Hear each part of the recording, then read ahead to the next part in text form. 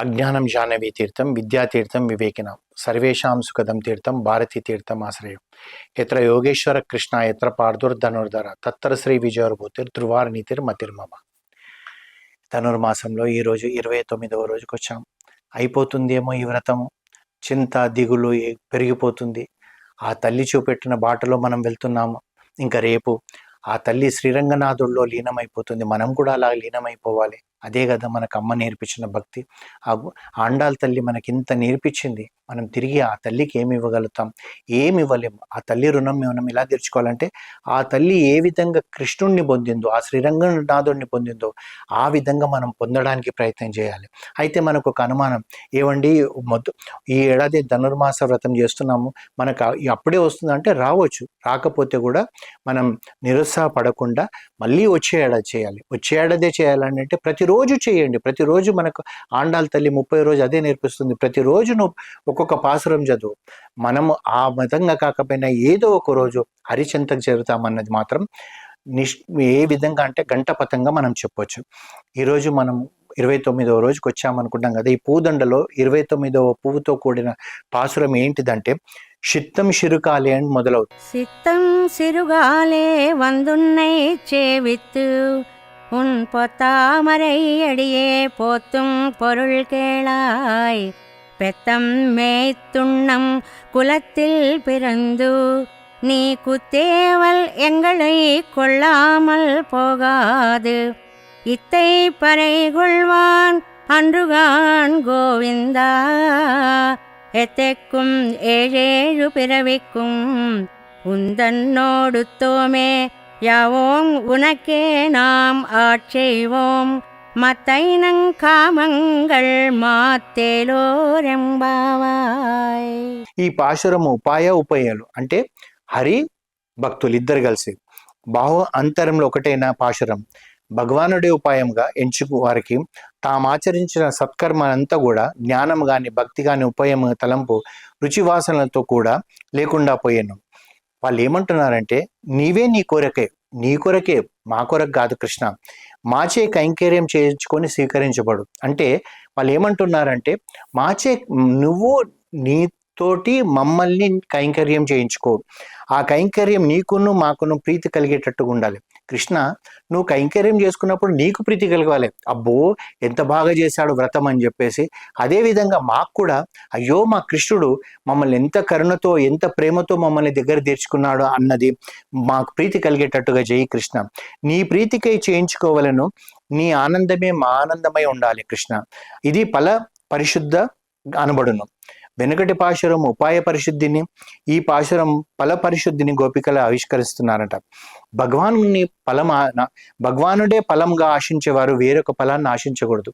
మనం ఎంతసేపు కూడా భగవానుడు నాతో ఉంటే నాకు ఈ లోకంలో లేనిది ఏమని ఉండాలన్నది. అంతేగాని భగవంతుడి దగ్గర పోయి నాకు ఈ కారు కావాలి, ఈ క్రితం సంవత్సరం నాకు మారుతి 800 ఇచ్చావు, ఇప్పుడు స్విఫ్ట్ కావాలి, ఆ తర్వాత బెంజ్ కావాలి, ఇట్లాంటివి కాదు. మనకు ఆ స్వామే మనకు కావాలనుకుంటే ఇంకా వేరేది మనం ఏది ఆశించకూడదు. మనం 2 బెడ్రూమ్లో ఉన్నామా, లేకుంటే విల్లాలో ఉన్నామా, ఎక్కడ ఉన్నా కానీ స్వామినే మనం కోరుకుంటే అదే మనకు వైకుంఠం అవుతుంది. వైకుంఠం అంటే ఎక్కడో లేదు, మనం ఉండే ఇల్లే వైకుంఠం, మన హృదయమే వైకుంఠం. ఇక్కడ స్వామిని నివసించేటట్టుగా చూసుకుంటే ఇంకా మనకు లేనిదంటే ఏముంటుంది? ఆ విధంగా తెల్లవారక ముందే మేము వచ్చి నిన్ను సేవించి నీ పాదార విందాలకు మంగళం పాడుట ప్రయోజనము వినుము. పశువుల మీపు జీవించు గోపాల వంశం అవతరించిన నువ్వు మేము చేయు అంతరంగంగా ఉన్న కైంకర్యాలు స్వీకరించుట తగదు గోవిందా. నేడు నీ నుండి పరవాద్యం తీసుకోపోయినట్టుగా వచ్చినాము కృష్ణ. ఎప్పటికీ 7 జన్మలకు నీతోటే మేము ఉండాలి. ఇంకా మాకేమి వద్దు, మాకేం కావాలి, మేము ఏమి తీసుకోం. మాకు కావాల్సిందంతా కూడా 7 జన్మలు నీతో పాటే ఉండాలి, నువ్వు మాతో పాటే ఉండాలి అని అడుగుతున్నారు. నీతో విడదీయరాని సంబంధం మాకు కావాలి కృష్ణ, మా జన్మ ధన్యమయ్యేగాక అని చెప్పి వాళ్ళు అడుగుతున్నారు. ఈ విధంగా వాళ్ళు కోరుకునేదంతా ఇదే. కృష్ణుడు పరధ్యానంగా ఎక్కడో చూస్తున్నారంట. గోపికలు ఆ కృష్ణుడిని ఏమంటున్నారంటే, మేము ఎందుకు వచ్చామో విను కృష్ణ, నువ్వు ఎక్కడో పరధ్యానంలో ఉన్నావు, ఆ వినడం మా కార్యం చేయడం కాదు, మేము మంగళం పాడేది మా కొరకు కాదు నీ కొరకే కృష్ణ. కృష్ణ మీ దగ్గరకు వచ్చి మేము ఏదైతే ప్రార్థిస్తున్నామో నువ్వు ఎక్కడో పరధ్యానంలో ఉన్నావు, మేము ప్రార్థించేది మా కొరకు కాదు కృష్ణ, నీ మంగళం గురించి నీ మంగళమైన జ్ఞానం గురించి పాడుతున్నాం, నీ యొక్క విశేషమైన నీ రూపం గురించి పాడుతున్నాం కృష్ణ. ఇప్పుడు చెప్పబోయినది నీ కర్తవ్యం గురించే. మేము ఇప్పుడు ఏం చెప్తున్నామంటే నీ కర్తవ్యం ఏంటిదని చెప్తున్నాం. నీ స్వరూపం మాయకుండట నువ్వు చేయవలసిన కృత్యం వివరించేద్దామా. ఏమంటే కృష్ణ, మా గోపకులంలో జన్మించి ఇంత శ్రమపడిన మాకు రుచి త్వర కలిగించిన వాడు నీవే కదా, ఫలం మాత్రం ఆలస్యం లేక ఇవ్వకుందువా, నీ సన్నిధిలో ఉండి నీకే ఆంతరంగ కైంకర్యం చేయటట్టుగా మమ్మల్ని నియమించుకో. నువ్వు మేము చేసిన దానికి నువ్వు ఫలం ఇస్తావు, మాకు ఎక్కడ కూడా సంశయం లేదు, కానీ నీ దగ్గర ఆంతరికంగా ఉండి నీకు కైంకర్యం చేసేటట్టుగా మమ్మల్ని పెట్టుకో. అంతటే శ్రీకృష్ణుడు ఏమన్నాడంటే, అట్లే నా కైంకర్యంకు మిమ్మల్ని నియమిస్తున్నాను, సరే మీరు ఎన్నోసార్లు ఇమ్మని కోరిన పరని ఇమ్మంటారా అని అడిగాడంట. ఈనాడు నువ్వు ఇచ్చే పరం తీసుకుపోవడానికి మేము రాలేదు గోవింద, నువ్వు ఇచ్చేటి ఏవి మేము తీసుకుపోవడానికి రాలేదు గోవింద, ఊరి వారి కోసం వ్రతం చేయడానికి పరవాద్యం కావాలి కానీ మాకెందుకయ్యా, మా అంతరంగంలో పర అనగా పరమ పురుషార్థమే, అది నీ అంతరంగ కైంకర్యమే అని చెప్పి వాళ్ళు అంటారు. మాకెందుకు కృష్ణ, ఊరి వాళ్ళందరి కొరకు మేము చేస్తున్నాం, ఇది మా కొరకు కాదు, మాకు తెలుసు నువ్వు మమ్మల్ని దగ్గరికి తీస్తావని. ఇక ఇప్పుడు మాకేం కావాలో సృష్టంగా చెప్పుతాం వినుము. ఎప్పటికీ 7 జన్మలకు నీతోనే వీడని బంధం కావాలి మాకు, నీకై మేము ధ్యానం చేయవలను, నీవెక్కడ ఉంటే మేము అక్కడ ఉండవలను, నీవు పర్వతంలో ఉన్నాను సౌలభ్యంతో ఉన్నాను, మేము నీ పాద సన్నిధినే ఉండవలను. మా అమ్మ శ్రీలక్ష్మి నిన్ను ఎట్లా విడవక ఉండునో మేము కూడా అట్లా ఉండేటట్టుగా మాకు వరమి అయ్యా, నువ్వు పరా ఇస్తాను, మాకు ఇంకే వద్దు, మా కోరికలు లేవు, మాకు కావాల్సిందంతా కూడా 7 జన్మలు నీతోటే ఉండాలి. మా అమ్మ లక్ష్మీదేవి ఎక్కడ ఉన్నది, నీ పాదాలను ఇలా స్పృశిస్తూ ఉంది, మమ్మల్ని కూడా అక్కడే కూర్చోబెట్టుకొని మాకు అవకాశం ఇవ్వంటున్నారు.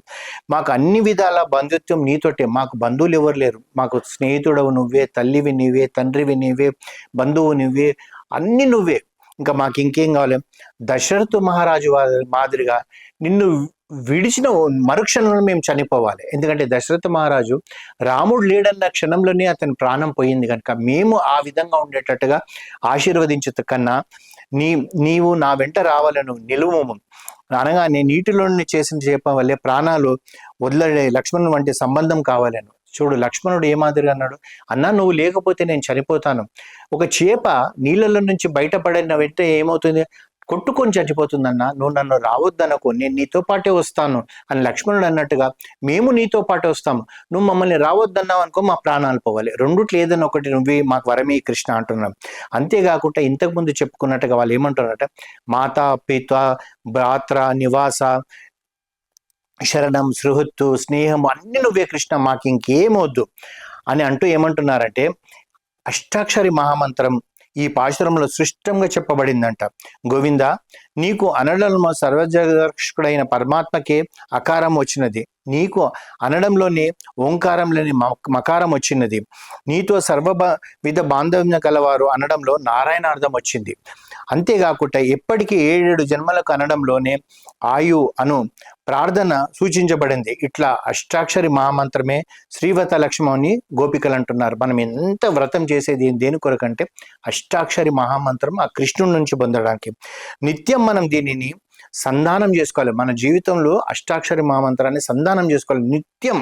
అంటే ఎలాగండి అంటే, మనం ఏదో ఉదయం పూజ చేసేటప్పుడు 108 సార్లు ఒక మాల తిప్పడం కాదు, మన శ్వాసలో ఓం నమో నారాయణ అనేది తిరుగుతూనే ఉండాలి, అది మనం చేయాల్సిందంటుంది. ఇతరుల కోరికలను మాకు లేకుండా చెయ్యనడంలో భోగి పండు నాడు మనము వేసే మంట గుర్తుగా రావాలి, మనకి ఏమి కోరికలు ఉండకూడదు. ఈ రోజు భోగి, ఈ భోగి నాడు మనం ఏం చేస్తాము, భోగి మంటలు వేస్తాము, ఆ భోగి మంటలు మా కోరికలన్నీ దహనమయ్యేటట్టుగా చూడు కృష్ణ. ఇతర కోరికలు దహించడమే మంట వేయడం అంటే. ఈ విధంగా మొత్తం తిరుపాయికి ప్రధానమైన ఈ నిన్న నేటి పాశురాలు మనకు కావాల్సింది అని చెప్పి గోదాదేవి చెప్తుంది.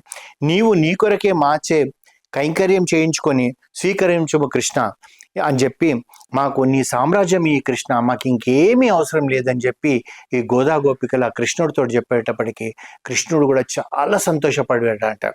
ఓం నమో భగవతే వాసుదేవాయ.